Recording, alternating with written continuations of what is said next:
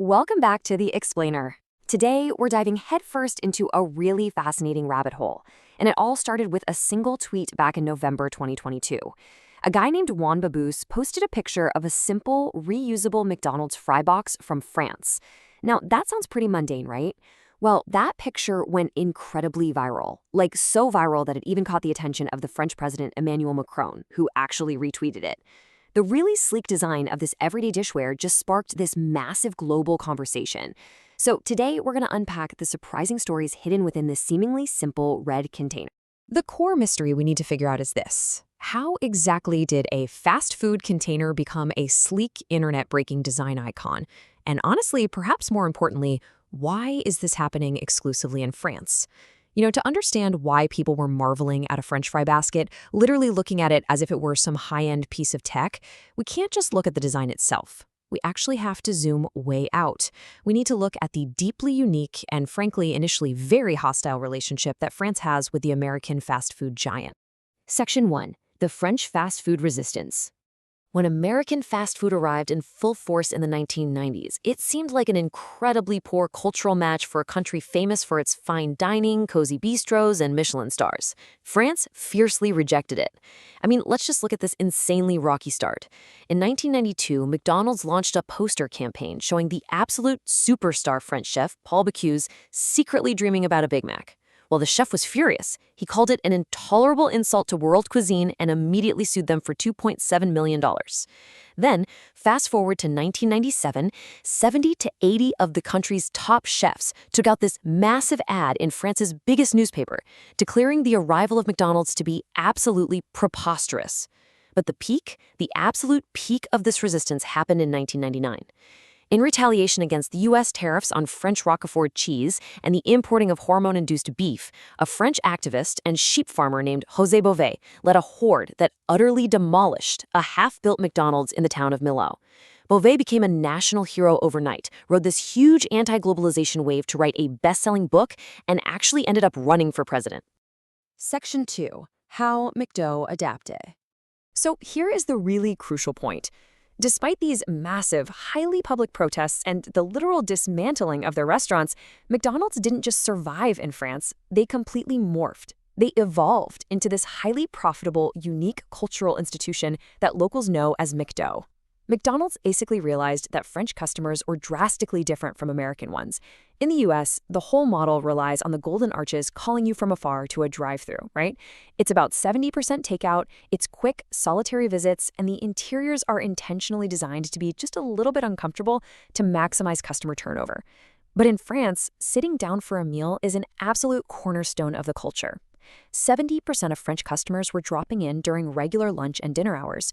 They came in big groups, they spent more money, and they stayed much, much longer. So McDo adapted.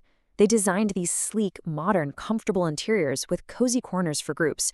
They introduced actual table service. They subdued their famous golden arches on the outside to blend in better with local architecture. They basically stopped treating it like a quick takeout joint and started treating it like a bistro. And beyond just the architecture, they deeply integrated into the local food culture. By locally sourcing their food, they were able to offer unique, culturally tailored items. Things like the McBaguette and the Croque McDo. They became so successfully integrated and ubiquitous in the French lifestyle that they're now widely recognized in pop culture. They even got a featured cameo in the hit show Emily in Paris.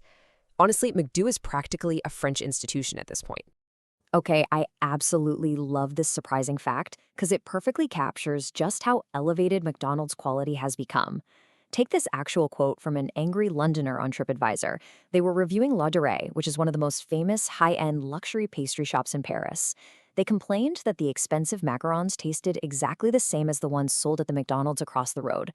And the incredible truth here? That angry tourist was absolutely right. The macarons at French McDonald's are literally manufactured by the exact same company as the expensive luxury brands. Section 3. The War on Plastic. Right, so we've established that McDo is this comfortable, sit-down, premium experience. But why change the packaging? Well, the catalyst for our viral fry box was the European Union's aggressive push to eliminate single-use waste. The European Union's executive body can issue what are called directives. Basically, these are goals that all member countries must achieve, though they get to choose exactly how to get there. EU Directive 2019-904 is a massive move to reduce environmental plastic impact, and we're talking way beyond just swapping out plastic straws for paper ones. It fundamentally forces member countries to reduce the consumption of single-use plastics like food containers. And critically, it makes the producers of those single-use plastics pay to clean up the resulting trash. Now, France, as they very often do with regulations, took this EU directive and aggressively escalated it into strict national law. This completely forced fast food chains into a corner. By the beginning of 2023, single-use packaging was outright banned in French fast food restaurants for dine-in meals. Boom. Done. And looking ahead, by 2025, any new plastic packaging must be 100% recycled. And then, by 2040, they are targeting a complete ban on new single-use plastic packaging in France altogether. So with that huge 2023 deadline looming over them, McDonald's had an enormous problem to solve. Section 4. Designing the solution. How McDonald's responded to this massive legislative hurdle is pretty much a masterclass in turning a strict legal necessity into a viral design triumph. They didn't just throw cheap plastic baskets at the problem. Instead, they saw an opportunity to elevate the McDole experience even further. To do this, they hired a design studio called Ilium, who spent over 2 years developing a brand new line of dishware. They chose a highly specialized plastic called Triton for the containers. Now, Triton is remarkable because it actually mimics the hardness and transparency of glass and ceramic. And crucially for a restaurant, it perfectly preserves what are called the organoleptic qualities of the food.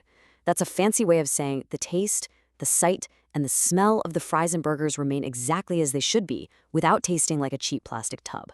The resulting design is, honestly, spectacular. Viewers immediately noted it had this modern, almost Apple-ified aesthetic. But it wasn't just about looking good. The engineering behind it was incredibly thoughtful. They milled vents directly into the design to let steam escape so your food doesn't get soggy. They added specific graining and striations on the sides to ensure that customers with greasy hands still had a great grip on the containers. It was a completely dignified dining experience. In fact, it was so dignified, so modern, and so cool that it led to a rather hilarious unintended consequence. The dishware is highly prone to being stolen by the customers. So when business is forced onto a new track through legislation, incredible design leaps can definitely happen. McDonald's proved that by turning anti-plastic laws entirely to their benefit. But as the French government promises to remain vigilant, we really have to ask ourselves, is relying on reusable plastic actually more sustainable in the long run than switching to long-wearing materials like glass or china? Or is this viral, brilliantly engineered design just a beautiful illusion, just another subtle form of greenwashing? It's a really fascinating debate, and it's one that will absolutely shape the future of how we eat around the globe. Thanks for joining.